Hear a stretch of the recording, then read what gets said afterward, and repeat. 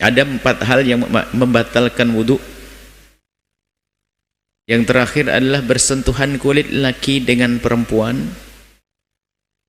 Karena hari ini adalah hari begitu mudahnya orang berinteraksi dari yang di barat dan di timur, media sosial, sehingga kadang kita ini mendapatkan informasi tidak sesuai jalurnya. Orang bermadhab Syafi'i tiba-tiba membaca catatan fikih madhab Hambali atau madhab Hanafi, sehingga karena dia tidak punya dasar fikih Syafi'i yang kuat, langsung saja diserap, kemudian disampaikan pada yang lainnya, sehingga ustadz ini menjadi membingungkan. Ustadz dalam madhab Syafi'i tiba-tiba mengatakan madhab Syafi'i. Ustadz dalam madhab Syafi'i di masyarakat Syafi'i Indonesia tiba-tiba mengatakan bahwasanya bersentuhan kulit tidak membatalkan wudhu. Ditinjau dari madhab Syafi'i yang dikukuhkan, jelas itu tidak benar, biarpun omongan itu bukan salah. Ditinjau dari madhab lain. Di sini bukan tempat yang kita pamer pengetahuan, pamer ilmu, tapi kita ingin belajar dengan serius. Kita hadirkan dulu madhab Imam Syafi'i bahwa bersentuhan kulit laki dengan perempuan dengan syarat-syaratnya membatalkan wudhu. Syaratnya kemarin sudah disebutkan, antara laki dengan perempuan, antara kulit dengan kulit, sehingga kalau ada pelapisnya tidak batal, kuku dengan kulit tidak batal, gigi dengan gigi tidak batal. Kita jelaskan kemarin, sama-sama dewasa, anak kecil dengan orang dewasa tidak saling membatalkan. Kemudian bukan mahram. Bukan mahram itu tidak ada. Bukan mahram adalah bukan orang yang tidak boleh saling menikah. Jika di antara keduanya tidak boleh saling menikah, tidak batal wudhu. Ibu dan anak tidak boleh saling menikah, maka tidak batal wudhu. Kakak adik tidak boleh saling menikah, namanya mahram. Mahram itu haram dinikah, bukan muhrim. Tidak tahu ini salah kaprah di negeri ini. Kamu bukan muhrimku, kamu bukan mahram, bukan muhrim. Muhrim itu Anda nanti kalau ke Mekah naik haji namanya muhrim. Kalau urusan masalah membatalkan wudhu ini namanya mahram, bukan muhrim. Kalau muhrim naik haji namanya muhrim.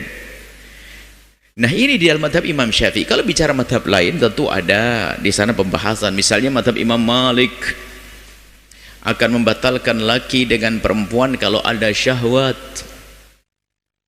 Bersentuhan ada syahwat membatalkan. Kemudian di madhab Abu Hanifah tidak membatalkan biarpun ada syahwat, asalkan tidak sampai terjadi mubasyarah fahisah, suami istri bercumbu berlebihan, maka menjadi batal karena berlebihan tadi. Ini adalah di dalam madhab lain. Biarpun kita mengetahui bukan waktunya kita hadirkan, kita belajar fikih Syafi'i dulu, baru nanti tiba-tiba dalam keadaan darurat Anda hidup di kutub kedinginan, suami Anda suami yang usil, dikit-dikit pegang, mau sholat nggak jadi-jadi, Anda boleh ikut madhab lain. Istri Anda istri yang penakut misalnya, atau sangat sayang, tiba-tiba nggak bisa jauh, suami baru wudhu, kesentuh lagi di kutub sana, repot air apa kedinginan. Ini permasalahannya lain. Atau mungkin Anda lagi umroh, kesentuh laki-laki, Anda wanita, ini babnya lain. Kita belajar fikih dulu Syafi'i biar nggak rancuh. Dan sangat tidak bijak kalau saya mengatakan tidak membatalkan wudhu. Tidak saya rinci. Oh, selama ini dari kecil belajar membatalkan wudhu, kenapa saya ngomong tidak batal wudhu?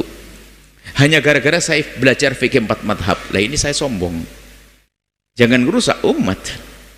Jelaskan dulu madhab Syafi'i yang kita ikuti membatalkan wudhu. Adapun menurut madhab lain ini babnya beda. Sekarang mahram itu siapa? Nah ini biar tahu bahasanya dia bersentuhan dengan Anda tidak batal wudhu. Mahram kami hadirkan di sini buku kecil ini. Mahram adalah orang yang haram untuk dinikahi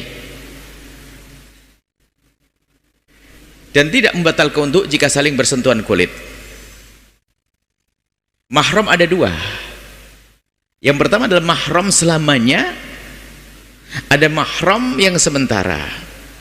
Yang dibahas ini mahram selamanya. Ada haram dinikahi selamanya. Adikmu haram kau nikahi selamanya, ibumu selamanya. Tapi nanti ada haram yang sementara. haram dinikahi tapi sementara. Lah kalau sementara tetap batal wudu. Contoh, Anda seorang laki-laki menikah dengan seorang wanita, maka karena Anda sudah menikah dengan seorang wanita, adiknya haram Anda nikahi, karena mengumpulkan kakak adik dalam satu rengkuhan, satu naungan nggak boleh. Menikahi adiknya, menikahi kakaknya nggak boleh, harus salah satu. Tapi haramnya ini mu'akkad, menikah dengan kakaknya. Kalau sudah nikah dengan kakaknya, tidak boleh nikah dengan adiknya. Haramnya ini mahramnya mahram sementara. Kenapa? Kalau kakaknya meninggal, boleh turun ranjang, pindah ke adiknya. Seperti itu. Nah, ini harus pahami, Mak. Mahram selamanya yang dibahas dalam bab membatalkan wudu adalah mahram ala ta'bid atau mahram selamanya, bukan mu'akkatan, bukan mahram sementara. Sebab mahram sementara tetap membatalkan wudu saat saling bersentuhan kulit, dan jika sebab kemahramannya sudah hilang maka bisa dinikahi. Kayak tadi, nggak boleh mengumpulkan kakak adik dalam rengkuhan seorang pria satu. Kalau sudah yang dinikahi meninggal, boleh pindah ke saudaranya. Seperti itu. Mahram selamanya disebabkan 3 hal. Apa sih sebabnya mahram selamanya? Haram dinikahi selamanya. Yang pertama karena nasab, yang kedua karena susuan, yang ketiga karena pernikahan. Digambari, karena nasab, kedua karena susuan, yang ketiga karena pernikahan. Satu-satu saja hari ini, mungkin karena nasab saja. Mahram karena nasab. Siapakah yang haram karena nasab? Anggap Anda ke atas, ada ke bawah, ada ke samping. Ke atas ayah bundamu, dan ke atas siapapun ke atas. Ayah bundamu haram kau nikahi. Jika Anda seorang pria, maka ibumu haram, ibu-ibumu, ibu ayahmu, pokoknya nyambung ke atas. Siti Hawa adalah mahram bagi Anda, wahai para bapak-bapak. Anda kalau ketemu Nabi Siti Hawa, bersalaman tidak batal wudu. Nabi Adam adalah mbahmu. Seperti itu. Ke atas, ke atas. Kemudian yang kedua adalah ke bawah. Mungkin Anda seorang ibu yang tiba-tiba umurnya panjang 50 tahun, kemudian menjadi janda. Ketemu seorang pria, tapi cucu ketemunya, nggak boleh nikah. Anggap saja ke bawah, pokoknya anak cucu, baik dari anak perempuan, anak laki-laki, pokoknya ke bawah. Kemudian saudara, kayak plus itu ya, saudara seayah seibu, seayah saja, seibu saja. Mungkin satu kampung 1000 orang saudara Anda. Ayah yang menikah punya anak 10, meninggal menikah lagi 10, 100. Misalnya anaknya banyak, ayah anak seibu, seayah tapi beda ibu, atau seibu beda ayah, atau seayah seibu. Saudaramu seibu adalah mahram selamanya.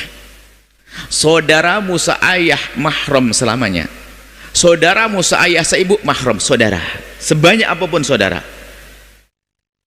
Jadi ada yang terjadi, mohon maaf, suatu ketika kejadian ayahnya menikah di sebuah kampung, tidak ngomong, tertarik, setelah dilamar, bapaknya di mana, ketemu, rupanya bapaknya sama, nggak boleh menikah. Hati-hati dalam hal ini. Kalau masalah bapak ini, nasab ini kayaknya jarang sangsut. Yang sering salah susuan, nanti akan kita bahas. Rupanya pernah menyusui tetangganya, karena tetangga kan baik, ada bayi nangis langsung disusui, bayi nangis susui, bayi nangis nggak sadar, tiba-tiba saling dinikahkan. Ini bisa terjadi nanti, insya Allah kita bahas nanti. Kemudian yang ketiga adalah yang ke saudara ayah. Sudah ketemu ke atas, ke bawah, sepadan dengan kita. Saudara ayah, saudara ibu, paman bibimu. Pamanmu mahram, haram dinikahi. Bibimu, wahai kaum pria, haram. Ke atas semua sadar, saudara kakekmu, saudari kakekmu ke atas sama. Jadi makom paman. Kemudian tinggal satu lagi, kelima, turun dari sepadan denganmu, keponakan. Sudah 5 dok, nggak ada lagi, gampang menghafalnya. Ke atas, ke bawah, senit, naik sedikit, turun, selesai. Jadi harus ada cara ngafalnya, itu mahrammu. Setelah Anda menyaksikan video ini, Jangan lupa berselawat kepada baginda Nabi Muhammad sallallahu alaihi wa alihi wasallam.